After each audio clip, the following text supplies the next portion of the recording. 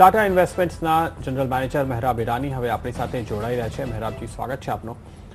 માર્કેટમાં એક positive surprise જે આરબીઆઈના રેટ કટ તરીકે આવ્યું છે, એના પછી તમને શું લાગે છે કે અત્યારે જે વૈશ્વિક બજારમાં ખાસી અનિશ્ચિતતા આપણે જોઈ રહ્યા છે, એની સામે આ એક નિર્ણયના લીધે ભારતના બજારને સારો એવો ટેકો મળી રહેશે ને હવે અહીંયાથી વ્યૂ ફરીથી તેજીનો થઈ જશે? ગુડ મોર્નિંગ પ્રદીપભાઈ, તમે રાઈટ બોલો કે આરબીઆઈનું જે સરપ્રાઇઝ રેટ કટ આવ્યું, એકચ્યુઅલી એવરીબડી એક્સપેક્ટ કરતા હતા કે આરબીઆઈ રેટ કટ કરશે, પણ જે સડન મૂવ આવ્યો તે આઈ થિંક માર્કેટને સરપ્રાઇઝથી લીધેલું છે. અગર તમે જોવો તો લાસ્ટ ફ્યુ વીક્સથી ઓલરેડી છે ને WPI હેઝ બીકમ 0% થઈ ગયેલું છે, CPI બી 5% આવી ગયેલું છે, IIP ગ્રોથ બી લાસ્ટ વીક જે નંબર્સ આવેલા 3.8% આવેલું. તો આફ્ટર ઓલ ધીસ નંબર્સ ને પ્લસ જે ઓઇલમાં જે ફોલ આવેલું છે, મોર દેન 60% ફોલ આવેલો છે લાસ્ટ ફ્યુ વીક્સમાં ગ્લોબલી, તો તેની પછી ઇટ વોઝ એક્સપેક્ટેડ કે આરબીઆઈ રેટ રિડક્શન કરશે. હવે તમે ગ્લોબલી જાઓ તો ગ્લોબલી અમને ડિફ્લેશનનું એકચ્યુઅલી ફિયર છે. People are worried over there કે ત્યાં ડિફ્લેશન થશે. કોમોડિટી પ્રાઇસ અગર તમે કોપર જાઓ તો ઓલમોસ્ટ 5.5 યર લો પર $5,300 પર આવેલું છે. તો તે બધું વરીને જોવા છતાં આઈ થિંક કે આરબીઆઈ વોઝ એક્સપેક્ટેડ કે ઇન્ડિયામાં બી રેટ ઘટાડશે. અને this is very positive four Indian economy and જે બહુ બધા રેટ સેન્સિટિવ સેક્ટર્સ છે, લાઈક બેન્કિંગ, ફાઇનાન્શિયલ સેક્ટર્સ છે, ઓટોસ છે ને બીજા સેક્ટર છે, તેને અર્બન કન્ઝમ્પશન આઈ થિંક એ બધાને બેનિફિટ કરશે. પણ મહેરાબજી, જો રેટ કટનું આપણે જોયું તો એક બહુ ખાસ વધુ લોંગ ટર્મ ઇમ્પેક્ટ બજાર પર નથી દેખાઈ રહ્યું. જે રીતે ગ્લોબલ ક્યુઝ દેખાઈ રહ્યા છે, ખાસું દબાણ હજી પણ ભારતીય બજાર પર યથાવત દેખાઈ રહ્યું છે. આપ કઈ રીતે આ સેન્ટિમેન્ટને જોઈ રહ્યા છો? હા, તમે બરાબર બોલો છો. હમણાં તમે જાઓ તો ઇન્ડિયામાં બધું પોઝિટિવ થઈ રહેલું છે. આ જે ઓઇલ પ્રાઇસનો જે ઘટાડો આવેલો છે ગ્લોબલી, તે લોંગ ટર્મ માટે ઇન્ડિયન ઇકોનોમી માટે વેરી પોઝિટિવ છે. હવે શોર્ટ ટર્મ માટે એ થોડું નેગેટિવ બી હોઈ શકે. લાઈક એક્ઝામ્પલ તમે લેવું, ફ્લોઝને લેવું, last year almost $15 billion plus આપણે એફઆઈઆઈઝમાંથી આવેલા છે ઇનફ્લો. પણ ધીસ યર અગર તમે જાઓ તો that can slightly get affected because બહુ બધા સોવરન ઓઇલ ફંડ્સ જે છે ગલ્ફ કન્ટ્રીઝના, ત્યાંથી પણ પૈસા આવી છે. તો ત્યાં મે બી થોડું બટ આપણને ફ્લો થોડું ઓછું થઈ શકે. સો દેટ ઇઝ વન. લિક્વિડિટી માટે થોડું આપણે જોવું પડશે કે કેમ ઇમ્પેક્ટ કરે છે. ઓલ્સો અગર તમે જાઓ તો ઇન્ડિયા હમણાં આઈ ડોન્ટ થિંક કે પૂરી તરફ ડીકપલ થયેલું છે. તો અગર ગ્લોબલ ઇકોનોમીમાં કંઈ પ્રોબ્લેમ આવી રહેલું છે અને ડિફ્લેશન ત્યાં થઈ રહેલું છે, તો આઈ થિંક એનું ઇમ્પેક્ટ ઇન્ડિયામાં બી આવશે. પર્ટિક્યુલરલી આપણે જોયા ગઈકાલે સ્વિટ્ઝરલેન્ડમાં બી શું થયું. તો આ બધું અગર ચાલ્યા કરશે ને થોડું, તો આઈ થિંક કે થોડું બટ મીડિયમ ટર્મમાં ઇમ્પેક્ટ ઇન્ડિયામાં આવશે. બટ યસ, હમણાં I think India is in a best sweet spot અગર તમે જાઓ મીડિયમ ટુ લોંગ ટર્મમાં. કારણ કે ઇન્ડિયન ઇકોનોમી મિનિમમ ડિપેન્ડન્ટ છે એ બધા પર. તમે એક્ઝામ્પલ બીજા ઇમર્જિંગ માર્કેટ્સના લાવો, લાઈક બ્રાઝિલ ઓર રશિયાના લાવો, so they are very much dependent on commodities like oil or other metals. તો એ લોકોના ઇકોનોમીને બહુ અફેક્ટ થશે because of all this. But Indian economy on a broader base isolated છે આ બધાથી, ને લોંગ ટર્મમાં ઇન્ડિયાને બહુ બેનિફિટ થશે આમાંથી. ઓકે, પણ અત્યારે જે રીતે આપણે જોઈ રહ્યા છે કે ક્રૂડ જેટલું ઘટે છે, આપણા માર્કેટમાં પણ એટલું દબાણ જોવા મળતું હતું. હવે થોડુંક આરબીઆઈના લીધે જે ટેકો મળ્યો છે એને આપણે જો ઇગ્નોર કરીએ તો ક્રૂડના ઘટવા સાથે બજારને વધવું જોઈએ, પણ બજાર ઘટતું હોય આ થોડું કોન્ટ્રાડિક્ટરી નથી લાગતું? હા, એઝ આઈ સેડ કે લોંગ ટર્મ માટે it is the best thing જે ઇન્ડિયા માટે થઈ શકતું હતું, જે ક્રૂડ ઓઇલ ઘટેલું છે. બટ ઓબ્વિયસલી શોર્ટ ટર્મમાં ફ્લોઝને ઇફેક્ટ થઈ શકે. શોર્ટ ટર્મમાં ઇવન તમે જાઓ તો oil and gas sector is જે એક હેવી વેટ છે ઇન્ડેક્સની અંદર, તે અંડર પરફોર્મ કરી રહેલું છે. લાસ્ટ યર બી તે અંડર પરફોર્મ કરેલું 2014માં, કરંટ યર બી તે અંડર પરફોર્મ કરી રહેલું છે. તો because of all this I think technical factors short ટર્મમાં યસ પ્રેશર રહેશે માર્કેટની ઉપર, but medium to long term it is very positive. ત્યારે જ આપણે CPI, IIP, WPI ક્યાંક સુધરતા જોયા, પણ ટ્રેડ ડેફિસિટના આંકડાઓ જોવો તો ખાસું એક ઇમ્પ્રુવમેન્ટ ત્યાં જોવા મળ્યું છે. પણ હવે જે રીતે આપણે સેન્ટિમેન્ટ જોઈ રહ્યા છે એને પગલે જો ગોલ્ડ પ્રાઇઝીસ આગળ વધતી દેખાય તો શું પાછું એનો ઇમ્પેક્ટ અહીંયા જોવા મળશે ખરું? અગર ગોલ્ડ પ્રાઇસ સબસ્ટેન્શિયલી વધશે તો જ આઈ થિંક કે ઇફેક્ટ આવશે. પણ એવું લાગતું નથી હમણાં કે ગોલ્ડ પ્રાઇઝીસ સબસ્ટેન્શિયલી આ ટાઈમથી વધે, બિકોઝ ગ્લોબલી એવું લાગતું નથી જે રીતેથી બીજા બધા કોમોડિટીઝો કરેક્ટ થઈ રહેલા છે. સો આઈ થિંક કે અગર તમે ટ્રેડ ડેફિસિટ ફિગર જોયા તો ઇટ વોઝ એટ 20 મંથ પછી સારું ફિગર આવેલું છે. તો ઇટ વોઝ વેરી પોઝિટિવ ને આઈ થિંક કે તે હમણાં કન્ટિન્યુ થશે. ઓકે, સાથે જ આપણે અત્યારે જોઈએ તો માર્કેટમાં એક વ્યૂ એમ પણ બની રહ્યો છે કે જે ગ્લોબલ માર્કેટના અત્યારે ટ્રેન્ડને જોતા અમુક સેક્ટર્સ ઉપર જે ખાસા ડિપેન્ડન્ટ છે કોમોડિટીઝ ઉપર કે ગ્લોબલ માર્કેટ્સ ઉપર, જેમ કે ઓઇલ જુઓ, મેટલ જુઓ, એમાં કદાચ હજુ પણ સારો એવો ઘટાડો અહીંયાથી જોવા મળી શકે છે ને એમનાથી દૂર રહેવું જોઈએ. આપને શું લાગે છે? આઈ થિંક કે હું અગ્રી કરો છું એની સાથે. તમે જો તો લાસ્ટ 2014માં બી ઓઇલ ને metal were the two worst performing sectors in the Nifty also. ને જે ગ્લોબલી જે ચાલી રહ્યું છે આઈ થિંક કે બહુ બધાના માર્જિનલ કોસ્ટથી હવે નીચે ગયેલું છે. તો ઇવન જે large oil companies exploration companies ઇન્ડિયામાં છે આઈ થિંક એ લોકોને હવે મે બી એ લોકોનું પ્રોફિટ માર્જિન વાઇપ આઉટ થઈ ગયેલું છે. તો અગર ઓઇલ અહીંયા સસ્ટેન કીધું અરાઉન્ડ $45 યા ફોર મીડિયમ ટર્મ તો તે કંપનીઝ માટે બહુ નેગેટિવ થશે. પણ સપોઝ કે નેક્સ્ટ ફ્યુ મંથ્સમાં over a period of time oil પાછું બાઉન્સ બેક કરીને ક્લોઝર ટુ $60-70 જાય તો આઈ થિંક કે again they will start making profit ને then it will be beneficial to them.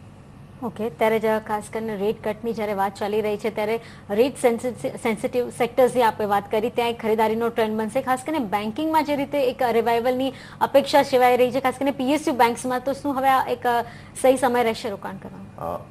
Right, PSU બેંકને આઈ થિંક મેક્સિમમ બેનિફિટ થયેલું છે. Last ક્વાર્ટરમાં તમે જો તો almost 65 basis point 10 year G sec yield નીચે આવેલું હતું. ને lot of PSU banks particularly mid cap PSU બેંક્સનું એએફએસ પોર્ટફોલિયો ક્વાઇટ બિગ હોય તો એ લોકોને કાફી ટ્રેડિંગ ગેઇન થશે ત્યાં. ને હવે આજે આરબીઆઈ એક્શન લીધું ગઈકાલથી તો આઈ થિંક ઇન્ટરેસ્ટ રેટ ઓર નીચે આવશે ને દે ઓલ વિલ બેનિફિટ. ને ઓલ્સો અગર ઇકોનોમી સ્લાઇટલી ઇમ્પ્રુવ થશે તો એ લોકોના જે થોડા સ્ટ્રેસ એસેટ્સ હતા that May slightly reduce and that May actually become good. તો તે હિસાબથી એ લોકો બોન્ડ પ્રોફિટની અગેન સ્ટ્રેસ એસેટ્સના એનપીએસ બી થોડા રાઇટ ઓફ કરી શકશે. તો તે હિસાબથી પીએસયુ બેંક્સને બેનિફિટ થશે. પ્લસ ઓલ્સો તમે જે હોલસેલ બેંક ફંડિંગ વાળા તમે કોઈ બેંક્સને જાઓ like new private sector banks તો એ લોકોને બી બેનિફિટ થશે બીકોઝ કે એ લોકોના બલ્ક રેટ્સ ડિપોઝિટ રેટ્સ નીચે આવશે ને એ લોકોનો માર્જિન ઇમ્પ્રુવમેન્ટ થશે. તો એ લોકોને બી બેનિફિશિયલી થશે. ને also NBFC sector I think તેને બી બહુ કાફી બેનિફિટ થશે because of this rate because એ લોકોના કોસ્ટ ઓફ ફંડિંગ નીચે આવશે.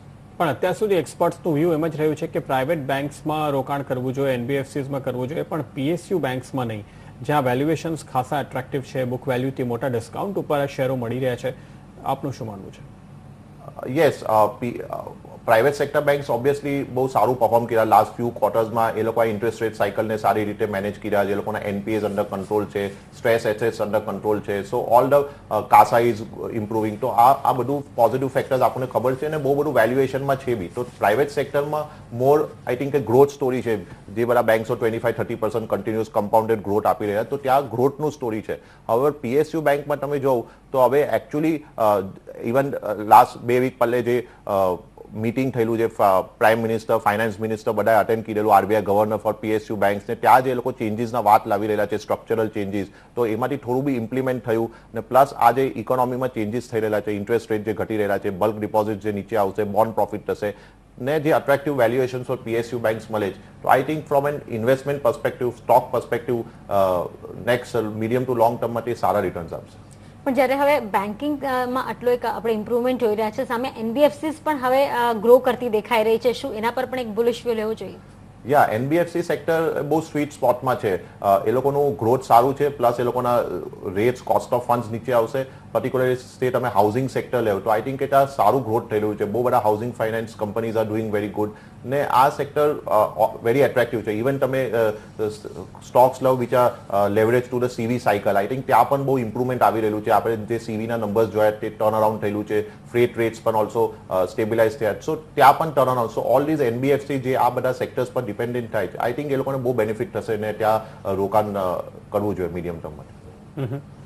રિયલ એસ્ટેટ કંપનીઝમાં પણ એવી ખાસી આશા છે કે રેટ કટની શરૂઆત થાય એટલે એક ટર્ન અરાઉન્ડ જોવા મળી શકે છે. વેલ્યુએશન્સ ખાસા ડિપ્રેસ છે, ત્યારે તમે જુઓ તો બધા લોઝની આસપાસ ચાલી રહ્યા છે. શું કોલ આપો છો? રિયલ એસ્ટેટ એક સેક્ટર છે જે સમજવાનું થોડું ડિફિકલ્ટ છે ને તે સેક્ટરમાં આઈ થિંક હું હજુ પણ I think I will wait ને થોડું time because unless the growth revival happens. અગર આપણે જોઈએ તો પ્રોપર્ટી પ્રાઇસીસ બહુ બધા જગાઓમાં actually it has fallen also ને સેલ્સ અગર તમે જો તો ઓલમોસ્ટ 40-50% રિડ્યુસ થયેલું છે. તો આઈ થિંક કે ત્યાં થોડું 1-2 ક્વાર્ટર વેટ એન્ડ વોચ રાખવું જોઈએ at this point of time. Okay, એટલે હજુ રિયલ એસ્ટેટમાં રોકાણ ના કરવું જોઈએ. એમાં આપણે એમ પણ જોઈએ છે મહેરાબજી, અમુક એવી કંપનીઝ છે જે મોટા ઇન્વેસ્ટર્સ, એફઆઈએસ પણ ટ્રેક કરતા હોય છે. એમનું કહેવું છે કે આ કંપની સારી છે, સ્ટ્રોંગ છે, અને એની સામે બીજી કેટલીક કંપનીઝ છે જ્યાં જે રીતે તમે વ્યૂ આપ્યું કે હજુ ક્લેરિટી નથી, ખાસી ઓવર લેવરેજ છે, ક્વોલિટીના, મેનેજમેન્ટ ક્વોલિટીના ઇશ્યુઝ છે. તો શું તમને લાગે છે કે સિલેક્ટિવલી એક પિક લઈ શકાય કારણ કે રેટ કટનો એક સારો ફાયદો મળી શકે છે, કે પછી આખા સેક્ટરમાં જ નહીં મળે કારણ કે પ્રોપર્ટી માર્કેટમાં જ કદાચ એક થોડુંક ખાસું બબલ જેવી સિચ્યુએશન છે?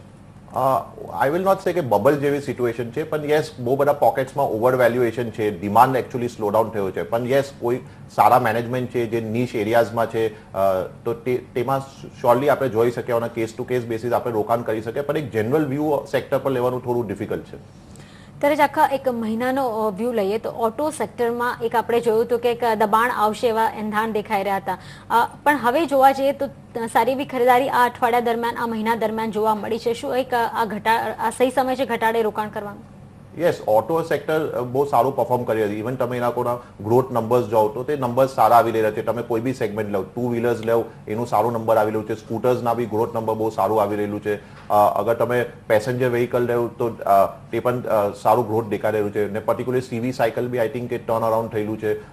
તમે જો તો ડીલર લેવલ પર સ્ટોક્સ બી એ લોકો ત્યાં સીવીઝના રિડ્યુસ થયેલા છે, ફ્રેટ રેટ્સ સ્લાઇટલી 2000 પર ટન ઇન્ક્રીઝ થયા છે. સો ઓવરઓલ આઈ થિંક કે ઓટોના બધા sub segments are doing good.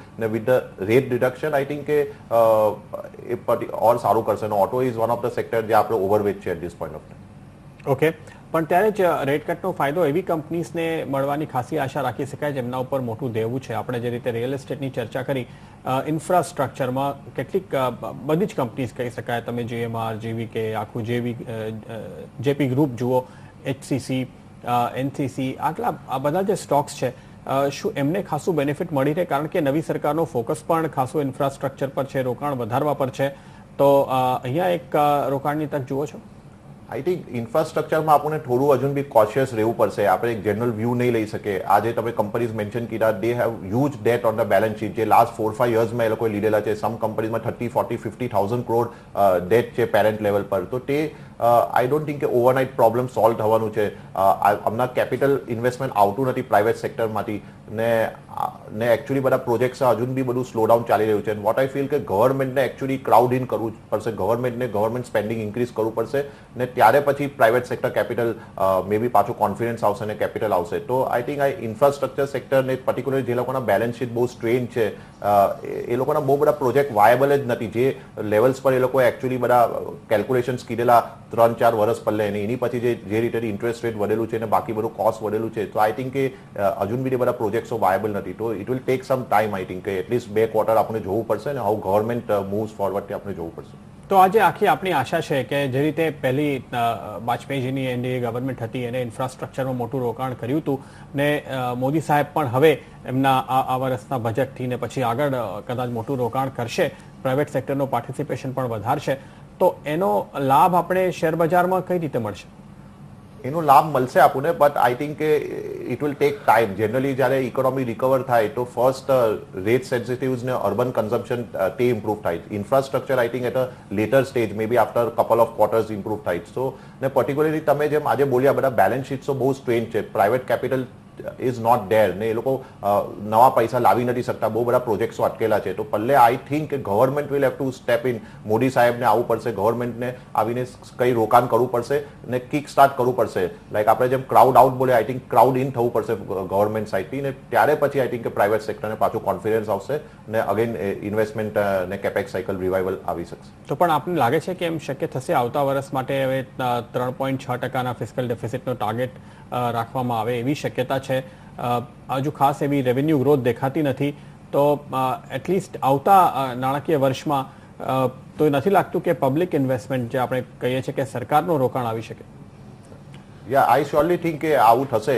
ને આજે ઓઇલ પ્રાઇસનો ઘટાડો આવેલો છે લાસ્ટ ફ્યુ વીક્સની અંદર, તે એકદમ ગવર્મેન્ટ માટે એક બૂન આવેલું છે ઉપરથી. તો ઓલમોસ્ટ 60% પ્લસ ઓઇલ કરેક્શન આવ્યું, તો તેનાથી ફિસ્કલ ડેફિસિટ અંડર કંટ્રોલ આવશે ગવર્મેન્ટનું. ને આઈ થિંક કે government will be in a position કે આ સેક્ટરમાં રોકાણ કરી શકે ને પાછું કેપિટલ ઇન્વેસ્ટમેન્ટ સાયકલ ચાલુ કરી શકે. તો યસ, મીડિયમ ટર્મ માટે it is very positive, but અગર તમે નેક્સ્ટ 1 or 2 ક્વાર્ટર્સનું પૂછો તો આઈ થિંક કે દેટ ટાઈમ આપણને થોડું વેચ એન્ડ વોચ કરવું છે. ઓકે, ત્યારે જે રીતે રેટ કટ આપણને જોવા મળ્યા છે મહેરાબજી, તો એક નોર્મલ માણસને એમ જ થશે કે હવે કાલથી મારી ઈએમઆઈ ઓછી થઈ જશે, પણ આની કેટલી સમજવાની જરૂર છે? કેટલા વખતે આપણને આનો એક ફાયદો જોવા મળશે? આઈ થિંક હવે over a period EMI reduction ચાલુ થશે. ઓલરેડી આઈ થિંક કે 2-3 નાના પીએસયુ બેંક્સ have ઓલરેડી કંઈ 25 બેસિસ પોઈન્ટ બેઝ રેટમાં રિડક્શન કીધું છે. તો I think going forward next few weeks પછી જેમ એ લોકોના બોર્ડને એએલએમ કમિટીઝો મળશે, આઈ થિંક એ લોકો હવે સ્લોલી રેટ રિડ્યુસ કરવાનું ચાલુ કરશે. બીકોઝ એકચ્યુઅલ સ્પીકિંગ એ લોકોનો કોસ્ટ ઓફ ફંડ નીચે આવેલા છે. 10 year GSEC yield તમે અગર જાઓ તો more than 100 basis point it has come down last few મંથ્સની અંદર. સો ઓવરઓલ જે yield કર્વ છે તે સાઉથવર્ડ મૂવ થયેલું છે. તો આઈ થિંક કે નાવ એ લોકો બધા સ્લોલી બેંક્સ રેટ રિડ્યુસ કરવાનું ચાલુ કરશે. તો પછી જોવા જઈએ તો ઓટો સેક્ટર કે રિયલ એસ્ટેટ સેક્ટરમાં આપણને શું એકાદ મહિના પછી જ એક સારો ઇમ્પેક્ટ જોવા મળે? ના, સ્ટોક માર્કેટ એકચ્યુઅલી બધું એડવાન્સમાં ડિસ્કાઉન્ટ કરે છે. સો આઈ થિંક જે આપણે યસ્ટરડે બિગ રેલી જોયા માર્કેટની અંદર, so that was one point of discounting it. So real ઇકોનોમીમાં થોડો ટાઈમ લાગશે, બટ આઈ થિંક કે સ્ટોક માર્કેટ એડવાન્સમાં એને ડિસ્કાઉન્ટ કરી નાખશે. ઓકે, તો આ વ્યૂ અત્યારે આપણને મળી રહ્યો છે. ત્યારે જ આપણે જોઈએ અત્યારે મહેરાબજી, તો આ માર્કેટમાં આપની પસંદગીના સેક્ટર્સ કે થીમ્સ હવે કયા છે નવા વર્ષની શરૂઆતમાં? યા શ્યોર. નવા વર્ષમાં શરૂઆતમાં આપણી બેસ્ટ થીમ્સ તમે જો તો I think rate sensitive as I told, banking, financial sector, NBFC, housing finance, તે એક થીમ રહેશે. તેમાં આપણને આઈ થિંક કે બહુ બધા સારા સ્ટોક્સ આપણને બહુ સારા રિટર્ન ગોઈંગ ફોરવર્ડ આપશે. ઇન ધ પાસ્ટ બી એ લોકો બધા લાસ્ટ 2014માં બી સારા રિટર્ન્સ આપ્યા અને આઈ થિંક કે ત્યાં બિઝનેસ મોમેન્ટમ કન્ટિન્યુ થશે, ગ્રોથ છે, રીવેલ્યુએશન બી થશે. તો overall I think that sector હજુ બી બહુ સ્વીટ સ્પોટમાં છે. Second I think auto, as આપણે ડિસ્કસ કીધું, ઓટો ઇઝ અનધર સેક્ટર જે સારું કરી રહ્યું છે. એના બધા sub segments, whether you take two wheelers, whether આપણે સીવી સાયકલ લઈએ, વેધર આપણે પેસેન્જર વ્હીકલ્સ લઈએ, તો I think they all are doing very good ને આઈ થિંક કે તે કન્ટિન્યુ કરશે સારું કરવાનું. બીજું આઈ થિંક કે તમે ઇન્ફ્રાસ્ટ્રક્ચરનું વાત કીધા, તો આઈ થિંક કે initially we will like to play to the cement sector. I think કે સિમેન્ટ સેક્ટર બી હમણાં સારા પોઝિશનમાં છે. અગર તમે જાઓ તો ઓલમોસ્ટ ડીઝલ પ્રાઇસ 14% ઘટાડો આવેલું છે. તેનાથી ઓલમોસ્ટ ₹110 પર ટન સિમેન્ટ સેક્ટરને બેનિફિટ થશે. તો ઓલમોસ્ટ ઇબીટા માર્જિન ઇન્ક્રીઝ થશે. અને આઈ થિંક હવે કેપેસિટી યુટિલાઇઝેશન બી ત્યાં ઇન્ક્રીઝ થયેલું છે. ફ્યુ ક્વાર્ટર્સ બેક જ્યારે 70-75% યુટિલાઇઝેશન હતું ત્યારે પણ એ લોકોને પ્રાઇસિંગ પાવર હતો. અને I think now going forward capacity further utilise થશે અને with reduction in diesel cost I think એ લોકો બધાના માર્જિન્સ ઇમ્પ્રૂવ થશે. તો સિમેન્ટ ઇઝ ઓલ્સો એક સેક્ટર જેમાં આપણે પોઝિટિવ લેશું. પ્લસ ઓલ્સો એફએમસીજી સેક્ટર આપણે પોઝિટિવ રહેવાનું કન્ટિન્યુ કરશું. It has been one of the very good performance over last few years, and I think though valuations are costly over that, but I think એ લોકો બધાના growth numbers હજુ બી grow થઈ રહેલા છે. અને બિગેસ્ટ બેનિફિશિયરી એ લોકો બધાને ઓલમોસ્ટ આઈ થિંક બિટવીન 12-15% એ લોકોના raw material cost, packaging cost reduce થશે because of this oil price correction. So એ લોકો બધાના માર્જિન્સ બી ઇમ્પ્રૂવ થશે. So FMCG is another sector જ્યાં આપણે હજુ બી પોઝિટિવ રહીશું. એમ નથી લાગતું પણ કે આ બધા પોઝિટિવ્સ માર્કેટે ઝડપથી ફેક્ટર ઇન કરી લે છે? તમે જુઓ તો ગયા 3-4 મહિનાનો જે એક સમયગાળો હતો એમાં આ કંપનીઝના જે અત્યારે પરિણામ આવી રહ્યા છે એમાં કોઈ ખાસ એવું ઈપીએસમાં જમ્પ નથી, પણ પી ખાસું વધી ગયું છે. તમે પેન્ટ સ્ટોકની વાત કરો, તમે એફએમસીજી સ્ટોક્સની વાત કરો, કોઈ પણ શેર ઉપર નજર કરો. યા તમે રાઈટ બોલો, પણ તમે અગર લોંગર ટર્મ માટે જાઓ તો there are so many companies જે ઇવન ઓવર સે 5 year પીરિયડ બી એ લોકોના સેલ્સ ગ્રોથ એટલું થતું નથી, but because of their competitive power એ લોકોના ROE ROC બહુ હાઈ રહી છે ને એ લોકોના માર્જિન કન્ટિન્યુઅસ એક્સપાન્ડ થાય ને EPS કન્ટિન્યુઅસ એક્સપાન્ડ થાય ને વેલ્યુએશન બી એક્સપાન્ડ થાય ને they give very good stock returns. તો હવે તમે એવા સારા કંપનીઝમાં હજુ બી રોકાણ કરો તો આઈ થિંક કે દે વિલ બેનિફિટ. ને અગર તમે જાઓ તો આઈ થિંક આઈઆઈપી નંબર્સ બી સારા આવેલા છે. લાસ્ટ વીક જે આવેલા 3.8% ગ્રોથ આવેલું છે. I am very positive on urban consumption. I think કે last few years માં rural consumption increase થયેલું છે. I think ત્યાં થોડું સ્લો ડાઉન થશે અને urban consumption હવે પિકઅપ થશે. પર્ટિક્યુલર ઇન્ટરેસ્ટ રેટ બી જે ઘટી રહેલું છે ને ઇન્ફ્લેશન જે ઓલમોસ્ટ આઈ થિંક કે ઇવન જે લાસ્ટ ફિગર્સ આવેલા WPI 0% હતું. ફૂડ વેજીટેબલ પ્રાઇસીસ વર એકચ્યુઅલી નેગેટિવ. તો urban consumption I think improve થશે ને તે બધાથી આઈ થિંક કે આ બધા સેક્ટર્સોને બેનિફિટ થશે. ઇવન વોલ્યુમ ગ્રોથ બી આપણે એક્સપેક્ટ કરી શકીએ. આ તો તમે પસંદગીના સેક્ટર્સ કીધા, પણ તમે ખાસ કરીને આઈટી સેક્ટર પર બુલિશ વ્યૂ નથી ધરાવી રહ્યા. શું એને એક ગ્લોબલ ક્યુઝમાં જે દબાણ આવી રહ્યું છે એનો એક ફેક્ટર ગણી રહ્યા છો કે રૂપિયામાં જે વોલેટિલિટી છે એના કારણે? યસ, અગર તમે આઈટી સેક્ટર જાઓ તો last year surprisingly after oil and gas ને મેટલ ઇન 2014 આઈટી બીજો એક અંડર પરફોર્મિંગ સેક્ટર હતો. તો અગર તમે જાઓ આઈટી ને તો ડિમાન્ડ એકચ્યુઅલી એટલું ગ્રોથ થતું નથી. હવે તમે ડોલર ગ્રોથ જોવો બહુ બધા companies, I think that is between 1 and 2%. So that was slightly I think disappointing. Also અગર તમે જોવો તો ક્રોસ કરન્સી રેટ્સ બીકોઝ કે ડોલર એટલું સ્ટ્રેન્થન થયું છે, એ લોકોને almost 150-200 basis point I think EBITA માર્જિનમાં ઇફેક્ટ આવે છે. પ્લસ અગર તમે લોંગર ટર્મ વ્યૂ જોવો તો લાસ્ટ 2 વર્ષમાં રૂપી ઇઝ ઓલમોસ્ટ ફ્રોમ 45 થી 65 સુધી લગભગ ગયેલું હતું. તો રૂપી ઓલમોસ્ટ 40% ડેપ્રિશિએટ થયેલું હતું. પણ તો બી એટ ધ સેમ ટાઈમ તમે અગર આઈટી કંપનીના ઇબીટા માર્જિન્સ દો તો almost 300 to 400 basis point at a sector level ઘટેલું છે in last 2 years. So that is not very positive. જ્યાં એ લોકોને રૂપીનું બેનિફિટ મળતું હતું પણ એક તરફથી એ લોકોનું માર્જિન ઘટતું હતું. પ્લસ એ લોકોને I think oil and gas vertical એક્સેટ્રામાં આઈ થિંક થોડું મે બી ઓર્ડર ફ્લો થોડું કમ થશે. તો ઓવરઓલ યસ આઈ થિંક કે થોડું કોશિયસ રેટો બેટર છે at this point of time. Okay, તો અહીંયા આપણે આઈટીમાં અત્યારે કોશિયસ રહેવાનો એક વ્યૂ આપણને મળી રહ્યો છે. કદાચ કોઈક અત્યારે ઉતાવળ ના કરવી જોઈએ આ સેક્ટરમાં રોકાણ કરવાની. એની સામે આપણે જોઈએ મહેરાબજી, તો જે રીતે હવે રૂપિયા ઉપર આપણે ખાસી એક વોલેટિલિટી જોઈ, એક્સપોર્ટિંગ સેક્ટર્સ ઉપર જ્યારે આપણને એક સિમ્પલ વ્યૂ લેવો હોય અહીંયાથી આગળ, તો તમે શું લેશો? કારણ કે આપણે જોઈ રહ્યા છીએ કે ડોલર બીજી કરન્સીની સામે વધી ગયો છે પણ રૂપીની સામે એટલો નથી વધ્યો. એટલે કમ્પિટિટિવનેસ થોડી ઓછી થઈ છે. જે તમે આઈટી માટે કહો છો એ વાત બીજી બધી કંપનીઝને પણ લાગુ પડશે. પછી ફાર્મા કંપનીઝ હોય, જેમ્સ એન્ડ જ્વેલરી કંપનીઝ હોય કે બીજા કોઈ પણ આઇટમ્સ હોય. તો શું અહીંયા એક સતત આ સેક્ટર્સ ઉપર દબાણ રહી શકે એમ માનવું જોઈએ? રાઈટ. તમે એકચ્યુઅલી અગર જોવો તો over medium term I think કે rupee is slightly in a better position against dollar also. અગર તમે જોવો તો લાસ્ટ few months માં people believe કે dollar has actually strengthened, પણ what I think કે actually શું થયેલું છે કે dollar has not strengthened against say euro or other currencies. Dollar actually real assets against strengthened. Dollar has strengthened against oil, dollar has strengthened against metal, copper, etc. તો that is I think the real theme જે થયેલું છે. અગર તમે 5-6 વર્ષ પહેલે જાઓ 2008માં જે હાઉસિંગ ક્રાઇસિસ યુએસમાં થયેલું ને ત્યાર પછી જે ફેડરલ રિઝર્વે રેટ ઘટાડો કરેલું હતું, from that time the money has actually gone more into consumption ને ઇન્વેસ્ટમેન્ટ ડિમાન્ડ એકચ્યુઅલી થયું નથી. સો there is lot of over capacity in the world like particularly ચાઇનામાં અને બીજા કન્ટ્રીઝમાં, ને તે ઇન્વેસ્ટમેન્ટ ડિમાન્ડ જે ગ્લોબલી પિકઅપ નથી થયું તેના ખાતર અમને આઈ થિંક આપણે જે ડિફ્લેશનરી સિનારીઓ જોઈ રહેલા છે, જે સ્કેર જોઈ રહેલા છે વર્લ્ડમાં. સો આઈ થિંક કે over a medium term rupee will perform much better against dollar and other currencies. તો તે મારું વ્યૂ છે અને તે હિસાબથી આપણે એક્સપોર્ટ સેક્ટર્સને પ્લે કરવું છે. ઓકે, પણ ક્રૂડની જ આપણે વાત કરીએ તો વધુમાં એક સેક્ટર એવિએશન, જ્યાં હવે ખાસું ઇન્ટરેસ્ટ દેખાઈ રહ્યું છે. ટાટાઝે એન્ટ્રી લઈ લીધી, સ્પાઇસને નવા પ્રમોટર્સ, નવા ઇન્વેસ્ટર્સ ફરીથી મળી ગયા. તો શું લાગે છે આપને કે એક શેર માર્કેટમાં સેકન્ડરી માર્કેટના ઇન્વેસ્ટરને પણ આ સેક્ટરમાં રોકાણ કરવું જોઈએ? એવિએશન સેક્ટર અગર તમે ગ્લોબલી જો ઓવર લાસ્ટ મેની ડિકેડ્સ, તો આઈ ડોન્ટ થિંક કે કોઈ બી investor has made long term good money in this aviation sector because it's a very tricky sector, બહુ કેપિટલ ઇન્ટેન્સિવ સેક્ટર છે. યસ, આ ઓઇલના લીધે એને બેનિફિટ થયેલું છે ને technically may be from a trading angle એ સારું હોઈ શકે, but I am not long term માટે story, I don't like that story over the long term. Okay, તો એવિએશન સેક્ટરમાં રોકાણની સલાહ નથી, આ શેર ના લેવા જોઈએ. અત્યારે મહેરાબજીની અત્યારે સલાહ આવી રહી છે. મહેરાબજી, રજા લઈએ પહેલા કોઈ ડિસ્ક્લોઝર્સ તમે સેફલી અઝ્યુમ કરી શકો કે જે બી આપણે ડિસ્કસ કીધા તેમાં આપણને અમારા ફર્મને ઇન્ટરેસ્ટ હોઈ શકે. ખૂબ ખૂબ આભાર આપનો. Thank you.